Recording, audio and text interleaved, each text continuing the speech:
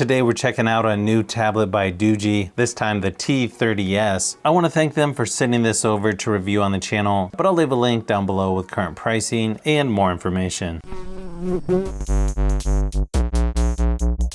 It's got an 11-inch 2.4K display, 1920 by 1200 resolution, 6 gigabytes of RAM, 10 gigabytes of extended RAM, 256 gigabytes of storage. Also takes a micro SD card up to 1 terabyte. Also, depending on which region you're in, you can use a nano SIM card in this as well. It's got a Spreadtrum T606 processor. Can't say I've heard of that before. It's got an 8,580 milliamp hour battery. Comes with Android 13.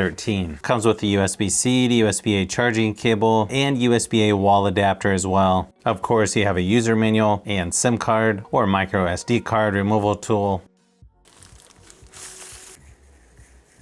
Kind of wish they wouldn't put the sticker here on the back. You can see where I removed it, but it does have a nice aluminum material here on the back, plastic towards the top. Pretty interesting camera layout there on the back as well. Looks like they already have a screen protector on there. I assume you'll want to leave that on. Front facing camera there on the long edge. Power and volume buttons on the top or right hand side. You can see you have 2 speakers on each side. Charging port, micro SD card tray, and a headphone jack there on the bottom. This one also has pogo pins down there at the bottom, so I would assume they have a keyboard attachment that you can get for this as well. As far as the software goes, this one seems like it's pretty close to stock Android. There's really not that many apps pre-installed on here either, just mostly the ones from Google. It looks like there's a handful of different wallpapers on here. You can also do themed icons.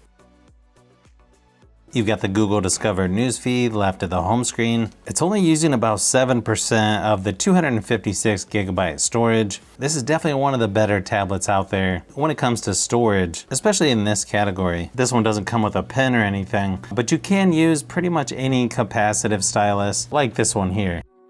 Now they're saying this is Widevine L1, but when I go into the settings, it shows only Widevine L3, so I'm not sure if that's region specific.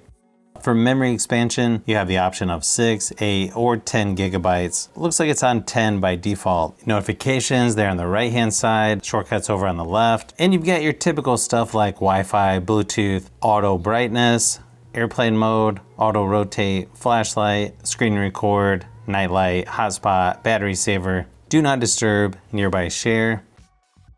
And you've got several others that you can add, like screencast, dark theme, extra dim, and so on. Performance on this tablet is definitely more entry level, as you can see here by the Geekbench scores, but you can still play games like PUBG Mobile and Asphalt 9 just on lower graphics and frame rate settings. I also ran my typical battery drain test, and it lasted about 6 hours before dying at 100% screen brightness, so about average compared to other tablets I've tested, and it should last a day or two with mixed usage, especially if you turn the screen brightness down. Overall screen quality is pretty comparable to some of the other tablets in this category, and the brightness is good enough for indoor use. The overall loudness of the speakers are actually louder than I was expecting. Not a lot of bass, but pretty good clarity. Here's a quick sample just to give you an idea of what it sounds like.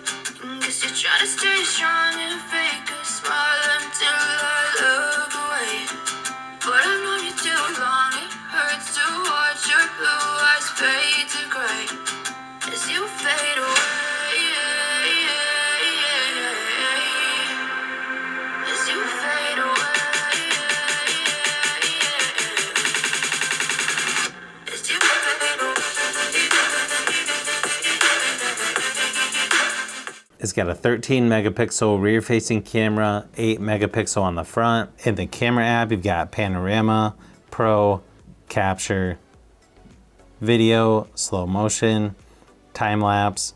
You've also got a couple options there under more. You can shoot up to 1080p resolution, 30 frames per second for video recording. It actually has a pretty fast shutter speed on here. Kind of strange, it has a blue tint to it. Here's a quick sample of photo and video, just to give you an idea of what to expect from the cameras.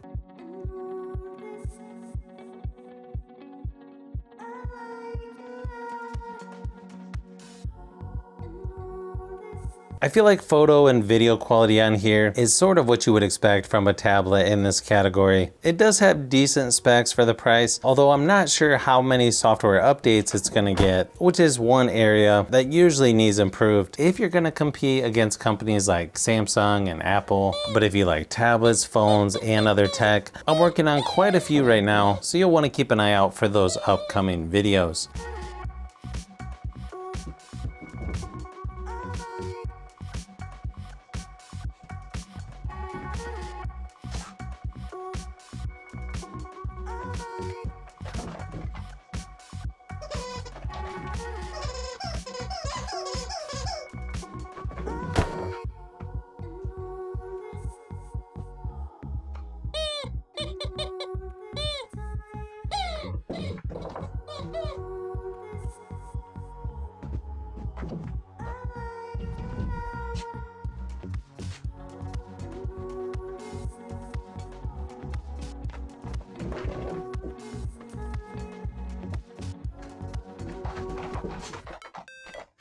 So if you've made it this far into the video, you may want to say thanks by subscribing, and don't forget to give a thumbs up if this video was helpful. This is Brian from Fishbee Productions. Thanks for watching, and I'll see you on the next one.